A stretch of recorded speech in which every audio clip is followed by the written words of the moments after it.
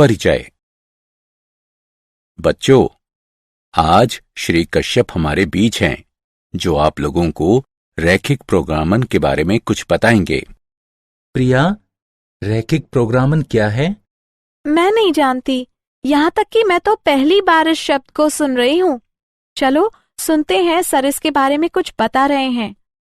विद्यार्थियों, रैखिक प्रोग्रामिंग कुछ स्थिति से संबंधित विभिन्न रैखिक असमीकाओं को लेने और उन परिस्थितियों में सर्वश्रेष्ठ मान को प्राप्त करने की प्रक्रिया है। सर, क्या आप हमें कोई उदाहरण दे सकते हैं? अवश्य। सामग्री और श्रम की सीमाओं को लेना और फिर उन परिस्थितियों में अधिकतम लाभ लेने के लिए सर्वश्रेष्ठ उत्पादन के स्तर को निर्धारित करना एक विशिष्ट उदाहरण होगा। वास्तविक जीवन में रैखिक प्रोग्रामन गणित का एक बहुत बड़ा ही महत्वपूर्ण क्षेत्र का हिस्सा है, जो अनुकूलन तकनीक कहलाता है। यदि आप इस विषय में रुचि रखते हैं तो मैं इसे आप लोगों को विस्तार में सिखा सकता हूं। हाँ सर, कृपया हमें सिखाएं। ठीक है, फिर शुरू करते हैं। उद्देश्य। इस पाठ के अंत में आप निम्न करने में सक्षम हो जाएंगे। रैखिक प्रोग्रामन की समस्या LPP को समझना, समस्या के गणितीय सूत्रीकरण को जानना, रैखिक प्रोग्रामन की समस्याओं के हल के लिए ग्राफिकल विधि को समझना, कोणीय बिंदु विधि को समझना, रैखिक प्रोग्रामन की समस्याओं के विभिन्न प्रकार को जानना। रैखिक प्रोग्रामन में सम्मिलित शर्तें। उद्देश्य फलन। एक रैखिक प्रोग्रामन Z की समस्या में चरों का रैखिक प्रोग्रामन, जिसे इष्टतम किया जाना है, उद्देश्य फलन कहलाता है। यहां एक रैखिक रूप का मतलब एक प्रकार की गणितीय अभिव्यक्ति है। A1 x1 जमा A2 x2 जमा इत्यादि जमा AN xn तक, जहां A1 A2 इत्यादि AN तक स्थिरांक हैं, x1 x2 इत्यादि xn तक चर हैं। चर। रैखिक प्रोग्रामन की समस्याओं में उत्पाद, सेवाएं, परियोजनाएं आदि दिए गए सीमित संसाधनों का साझा करने के लिए एक दूसरे के साथ प्रतिस्पर्धी हैं। चर या निर्णय चर कहलाती हैं। स्थिरांक। संसाधनों पर सीमाएं, हाथ में नकदी, उत्पादन क्षमता, श्रम शक्ति, समय, मशीनों आदि की तरह, जिन्हें विभिन्न प्रतिस्पर्धी चरों के बीच आवंटित किया जाना है, रेखीय समीकरण के रूप में होती हैं तथा प्रतिबंध या बाध्यता कहलाती हैं। गैर नकारात्मक प्रतिबंध। सभी निर्णय चरों को गैर ऋणात्मक मानों को बनाए रखना जरूरी है, क्योंकि भौतिक मात्राओं के ऋणात्मक मान एक असंभव स्थिति है।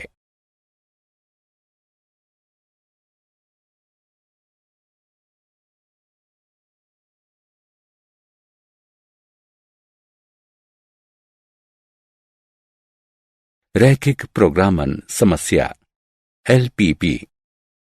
एक रैखिक प्रोग्रामन समस्या वो समस्या है जिसमें हम रैखिक अभिव्यक्ति के अधिकतम या न्यूनतम मानों को ज्ञात करते हैं।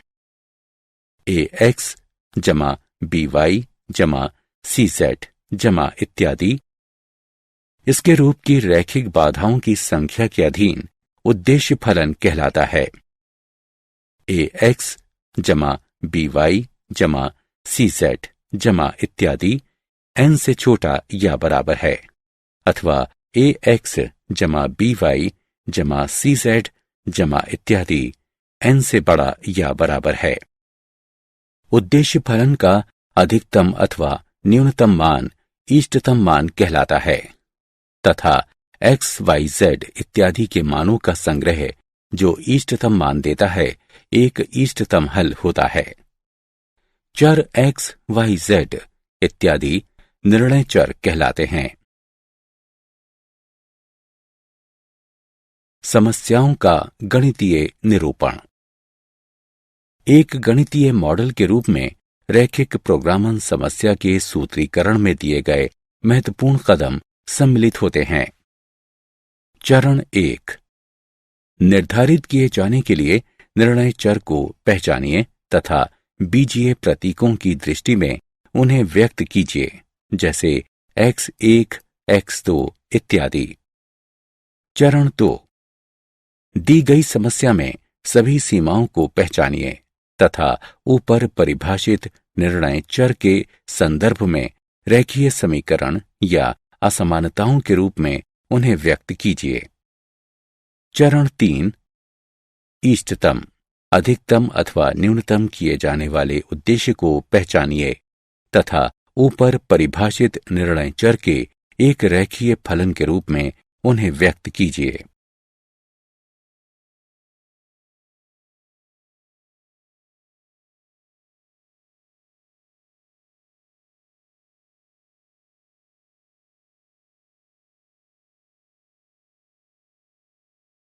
उदाहरण, एक खुदरा व्यापारी ए तथा बी प्रकार के ट्रांजिस्टर रेडियो सेटों को खरीदना चाहता है। प्रत्येक ए प्रकार के सेट की लागत 360 रुपए तथा प्रत्येक बी प्रकार के सेट की लागत 240 रुपए है। खुदरा व्यापारी जानता है कि वो 20 से अधिक सेट नहीं बेच सकता, इसलिए वो 20 से अधिक सेट नहीं खरीदना चाहता है तथा वो 5,760 रुपए से अधिक का भुगतान नहीं कर सकता है। उसे उम्मीद है कि ए प्रकार के प्रत्येक सेट के लिए उसे 50 रुपए का तथा बी प्रकार के प्रत्येक सेट के लिए उसे 40 रुपए का लाभ मिलेगा। अधिकतम लाभ प्राप्त करने के लिए रैखिक प्रोग्रामन समस्या के रूप में समस्या का सूत्रीकरण कीजिए।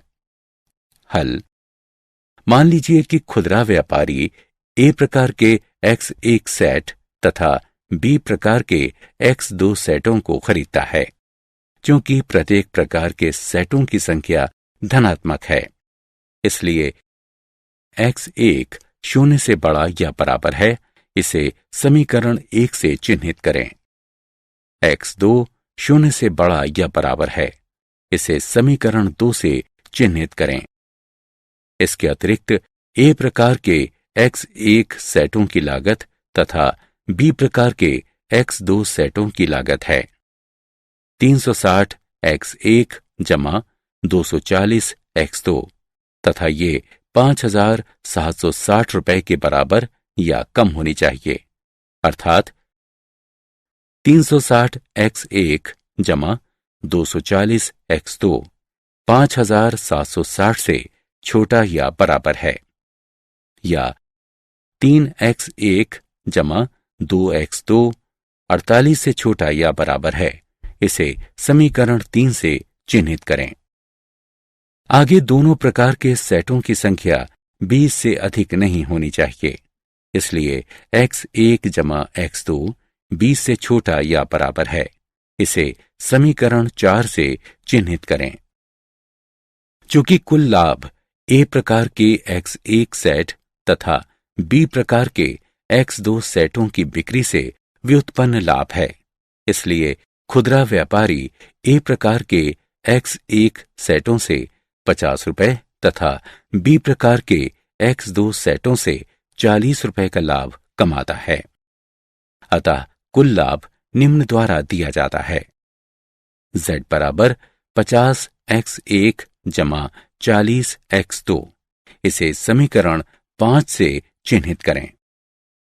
अतः दी गई रैखिक प्रोग्रामन समस्या का गणितीय सूत्रीकरण निम्न प्रकार है: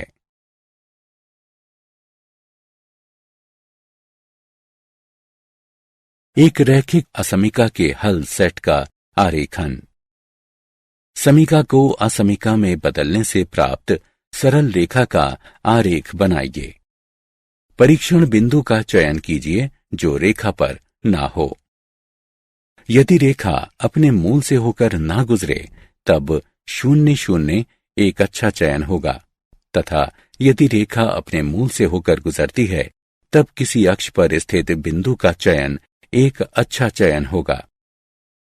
यदि परीक्षण बिंदु असमीका को संतुष्ट करता है तब सेटों का हल परीक्षण बिंदु के रूप में रेखा के समान पक्ष वाला सुसंगत क्षेत्र होता है, अन्यथा यह रेखा के दूसरी तरफ का क्षेत्र होता है।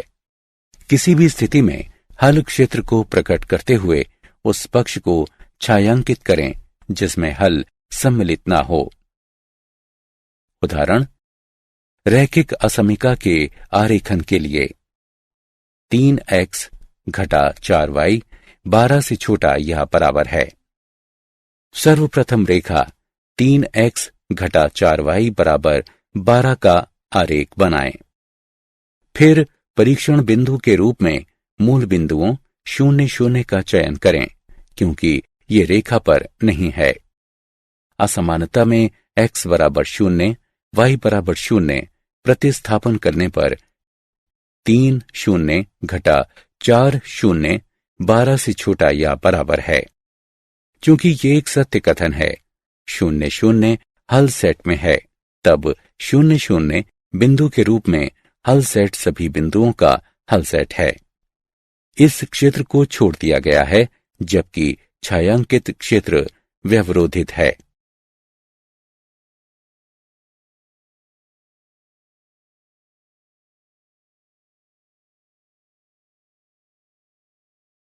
रैखिक प्रोग्रामन समस्याओं को हल करने की आलेखीय विधि। सुसंगत क्षेत्र। सुसंगत क्षेत्र का निर्धारण रैखिक असमीकाओं के एक संग्रह द्वारा किया जाता है। ये उन अंकों का संग्रह होता है जो सभी असमीकाओं को संतुष्ट करते हैं। दो चरों में रैखिक असमीकाओं के एक संग्रह द्वारा निर्धारित सुसंगत क्षेत्र का आरेखन करना। समतल के अनचाहे हिस्सों को छायांकित करते हुए उसी आलेख पर प्रत्येक असमीका द्वारा निरूपित क्षेत्र का आरेखन कीजिए। आरेखन के बाद जो क्षेत्र छायांकित नहीं है वही सुसंगत क्षेत्र होगा। उदाहरण, असमीकाओं के निम्न संग्रह के लिए सुसंगत क्षेत्र दिखाया गया वो क्षेत्र है जो छायांकित नहीं है।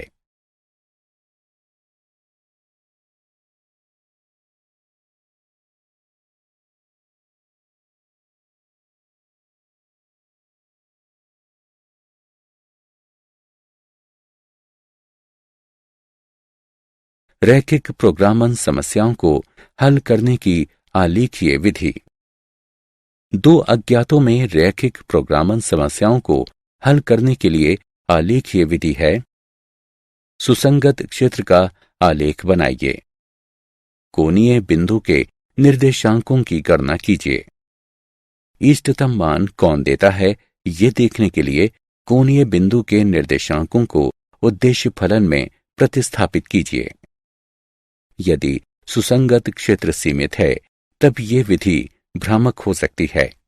इष्टतम हल हमेशा अस्तित्व में होता है जब सुसंगत क्षेत्र सीमित होता है, लेकिन हल अस्तित्व भी हो सकता है और नहीं भी जब सुसंगत क्षेत्र असीमित होता है।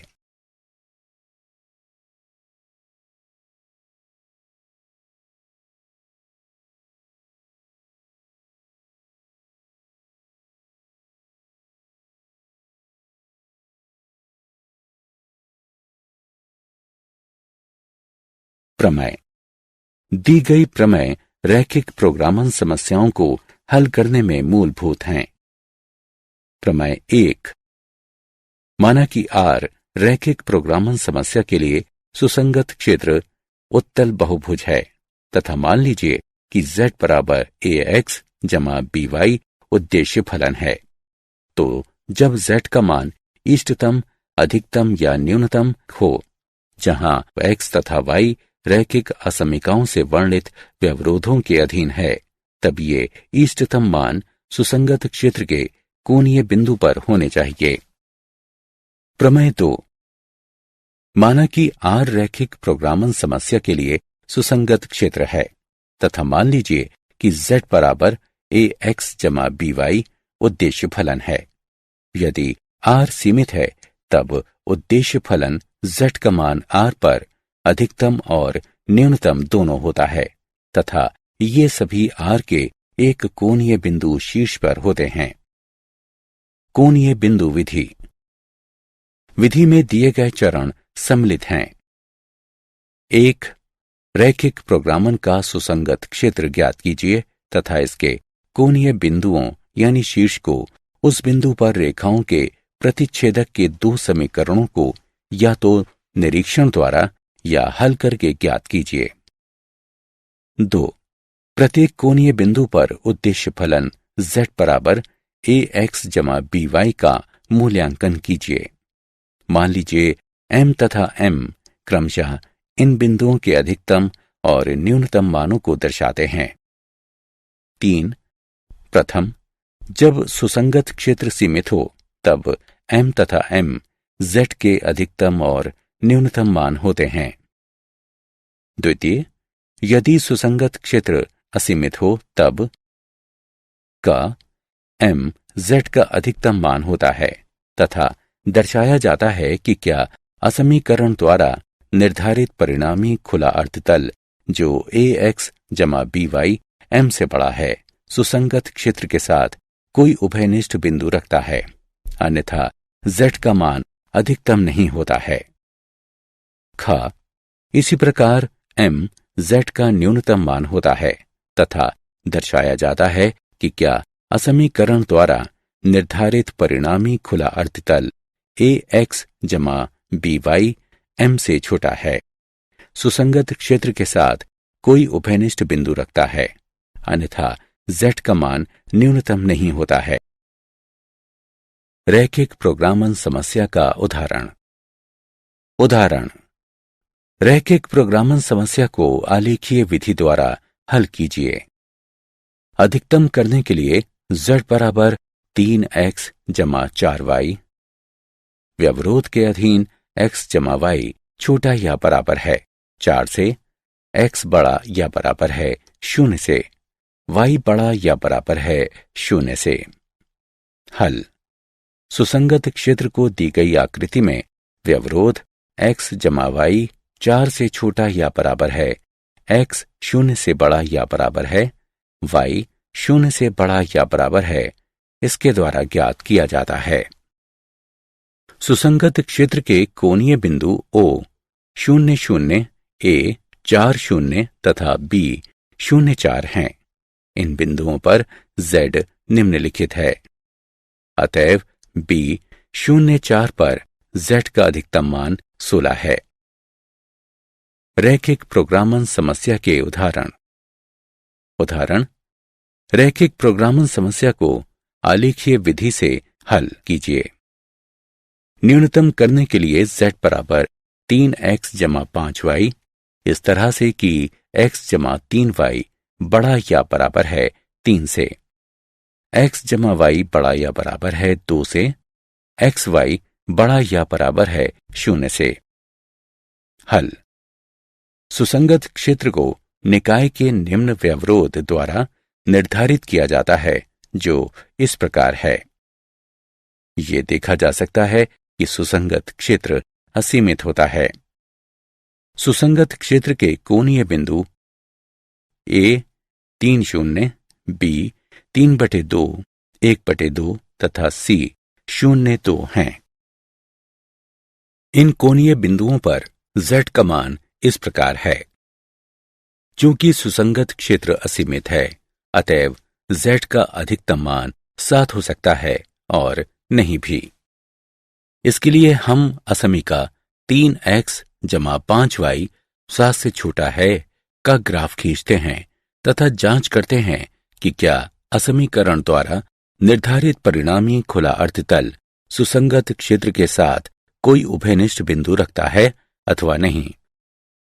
ये देखा जा सकता है कि सुसंगत क्षेत्र में 3x जमा 5y 7 से छोटा है के साथ कोई भी बिंदु समान नहीं है, अतएव 3/2, 1/2 पर Z का न्यूनतम मान 7 है।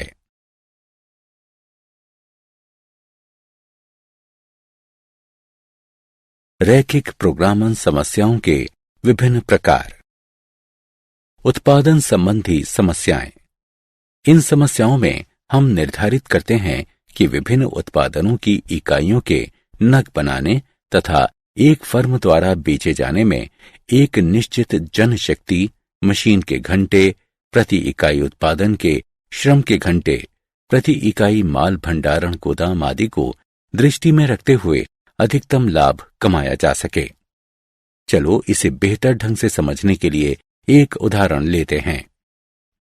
उदाहरण, एक कारखाने में ए तथा बी दो प्रकार के पेंचों का निर्माण किया जाता है। प्रत्येक पेंच बनाने के लिए दो मशीनों, एक स्वचालित और एक हस्तचालित का उपयोग किया जाता है।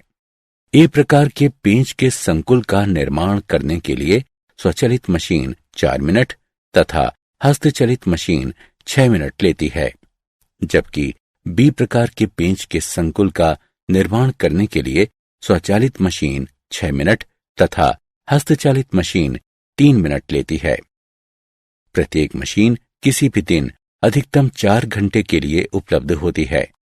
निर्माणकर्ता 7 रुपए के लाभ पर ए पेंचों का एक संकुल तथा 10 रुपए के लाभ पर बी पेंचों का एक संकुल बेच सकता है, ये मानते हुए कि वो उसके द्वारा विनिर्मित सभी पेंचों को बेच सकता है।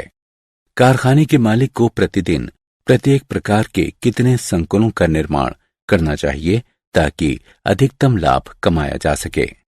अधिकतम लाभ ज्ञात कीजिए। हल।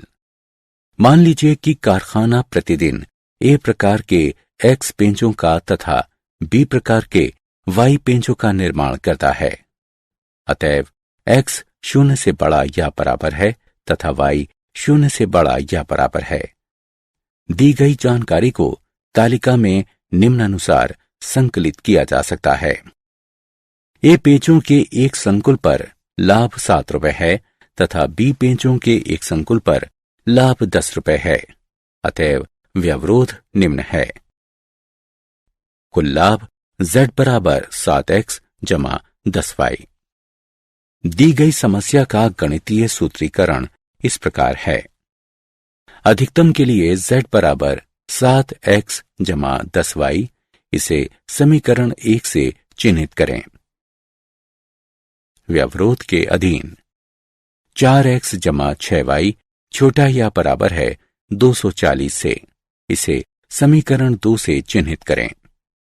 6x जमा 3y छोटा या बराबर है 240 से, इसे समीकरण 3 से चिन्हित करें। x y 0 से बड़ा या बराबर है, इसे समीकरण 4 से चिन्हित करें।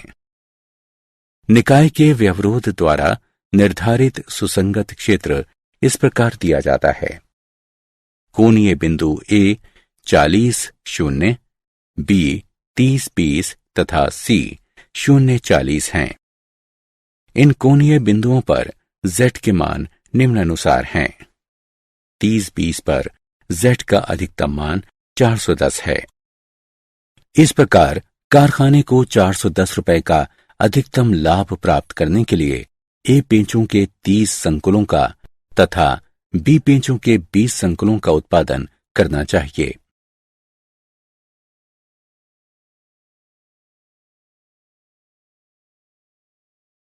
रैखिक प्रोग्रामन समस्याओं के विभिन्न प्रकार।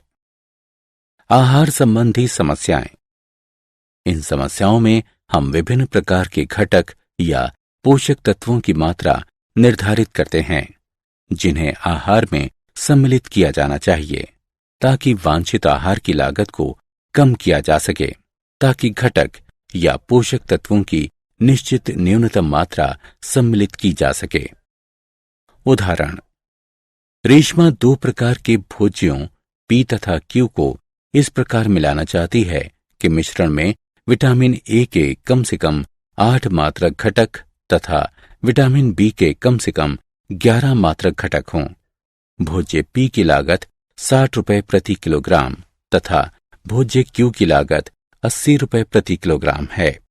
भोज्य P में प्रति किलोग्राम 3 मात्रक विटामिन A तथा प्रति किलोग्राम 5 मात्रक विटामिन बी सम्मिलित है, जबकि भोज्य क्यू में प्रति किलोग्राम 4 मात्रक विटामिन ए तथा प्रति किलोग्राम 2 मात्रक विटामिन बी सम्मिलित है।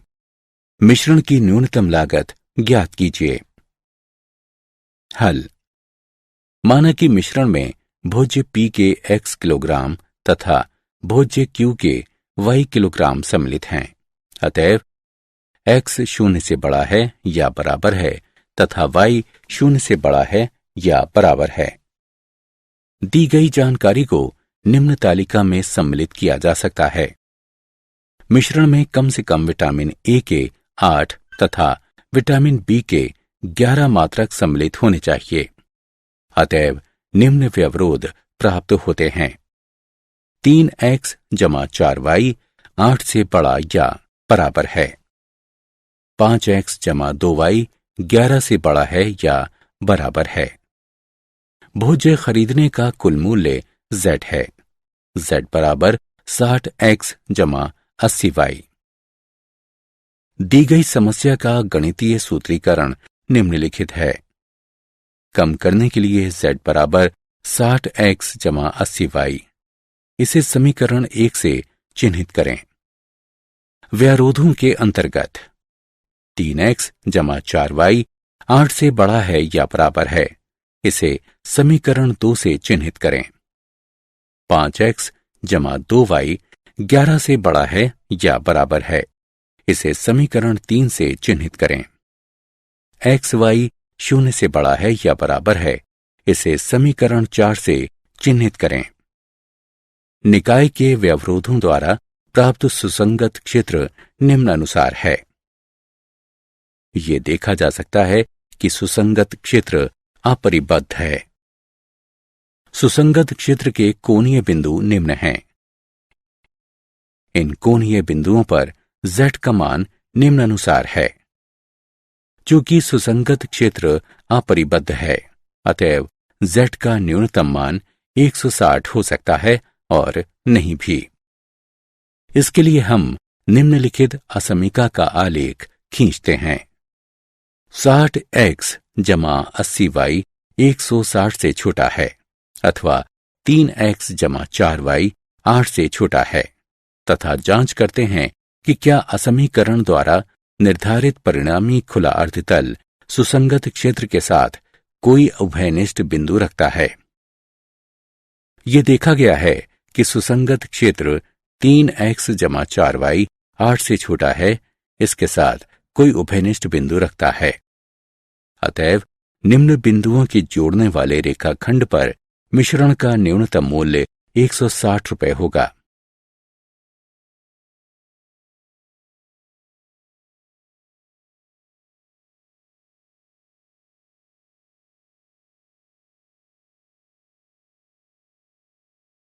परिवहन संबंधी समस्याएं।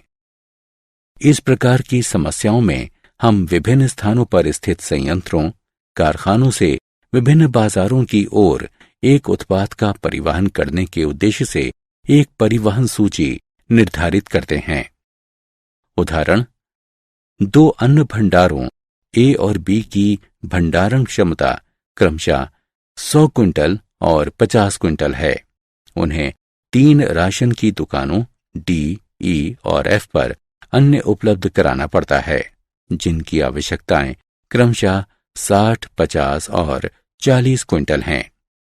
भंडारों से दुकानों का प्रति क्विंटल परिवहन व्यय निम्न सारणी के अनुसार है। परिवहन व्यय के न्यूनतमीकरण के लिए आपूर्ति का परिवहन कैसे किया जाए? न्यूनतम परिवहन मूल्य क्या है? हल। माना कि अन्न भंडार ए दुकानों डी तथा ई के लिए क्रमशः x तथा y क्विंटल अन्न की आपूर्ति करता है। तब दुकान F के लिए 100 घटा x घटा y की आपूर्ति की जाएगी। दुकान D की आवश्यकता 60 क्विंटल है, चूंकि अन्न भंडार A से x क्विंटल का परिवहन किया गया है। अतएव शेष अन्न भंडार B से 60 घटा x क्विंटल का परिवहन किया जाएगा।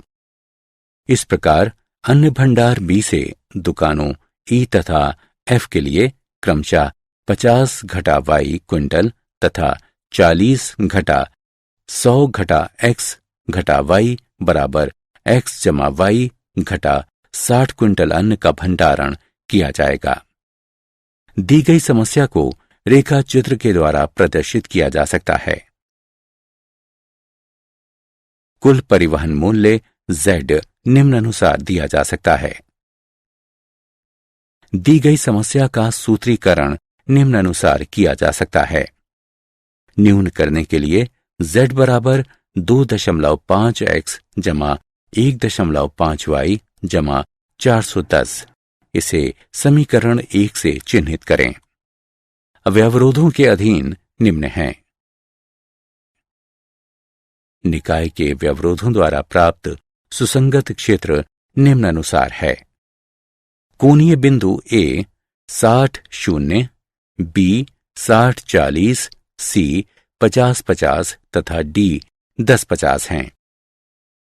इन कोणीय बिंदु पर Z के मान निम्नानुसार हैं। 10-50 पर Z का न्यूनतम मान 510 है। इस प्रकार A से दुकानों D, E तथा F में परिवहन अन्न की मात्रा क्रमशः 10 क्विंटल, 50 क्विंटल तथा 40 क्विंटल है एवं B से दुकानों D, E तथा F में परिवहन अन्न की मात्रा क्रमशः 50 क्विंटल, 0 क्विंटल तथा 0 क्विंटल है। न्यूनतम मूल्य 510 है।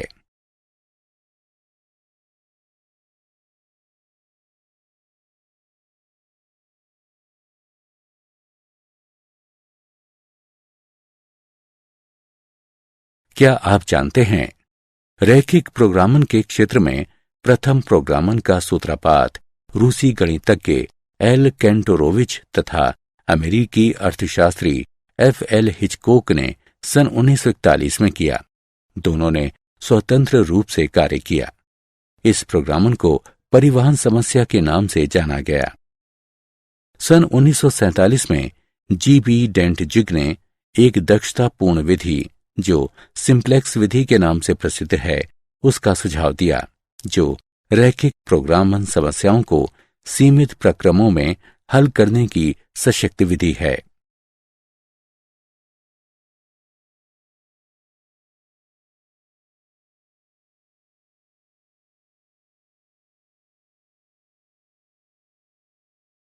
सारांश।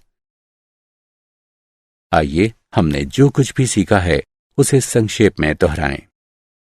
एक रैखिक प्रोग्रामन समस्या वो समस्या है जो इन शर्तों के अधीन कई चरों के रेखीय फलन, उद्देश्य फलन कहलाता है कि इष्टतम मान अधिकतम अथवा न्यूनतम ज्ञात करने से संबंधित है।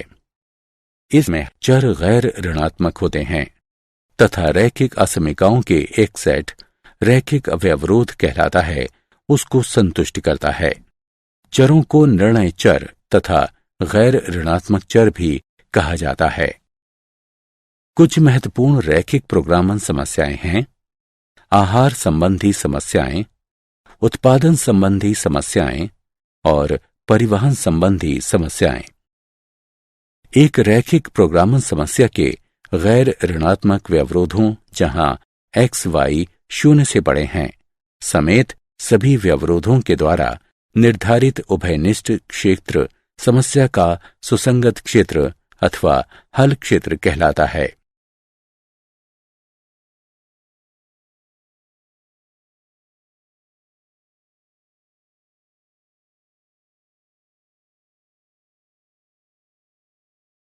सुसंगत क्षेत्र के भीतर तथा सुसंगत क्षेत्र पर बिंदु व्यवरोध के सुसंगत हल को प्रदर्शित करते हैं। सुसंगत क्षेत्र के बाहर कोई बिंदु व्यवरोध का असंगत हल होता है। सुसंगत क्षेत्र में कोई बिंदु जो उद्देश्य फलन का इष्टतम मान अधिकतम अथवा न्यूनतम देता है, इष्टतम हल कहलाता है। यदि इष्टतम क्षेत्र अपरिबद्ध है तब अधिकतम तथा न्यूनतम अस्तित्व में नहीं हो सकता है, किंतु यदि ये अस्तित्व में है तब इसे R के एक कोणीय बिंदु पर होना चाहिए। रेखीय प्रोग्रामन समस्या के हल की कोणीय बिंदु विधि में निम्नलिखित चरण सम्मिलित हैं। रैखिक प्रोग्रामन समस्या का सुसंगत क्षेत्र ज्ञात कीजिए तथा इसके कोणीय बिंदु का निर्धारण कीजिए। प्रत्येक कोणीय बिंदु पर उद्देश्य बिंदु z बराबर ax जमा by का मान ज्ञात कीजिए। माना कि m तथा m इन बिंदुओं पर क्रमशः अधिकतम और न्यूनतम मान हैं। यदि सुसंगत क्षेत्र परिबद्ध है तब m तथा m उद्देश्य फलन के क्रमशः अधिकतम और न्यूनतम मान हैं। यदि सुसंगत क्षेत्र अपरिबद्ध है तब m उद्देश्य फलन का अधिकतम मान होता है तथा दर्शाया जाता है कि क्या असमीकरण द्वारा निर्धारित परिणामी खुला अर्धतल ax जमा by m से बड़ा है। सुसंगत क्षेत्र के साथ कोई उभयनिष्ठ बिंदु रखता है, अन्यथा z का मान अधिकतम नहीं होता है। इसी प्रकार m उद्देश्य फलन का न्यूनतम मान होता है तथा दर्शाया जाता है कि क्या असमीकरण द्वारा निर्धारित परिणामी खुला अर्धतल ax जमा by m से छोटा है। सुसंगत क्षेत्र के साथ कोई उभयनिष्ठ बिंदु रखता है, अन्यथा z का मान न्यूनतम नहीं होता है।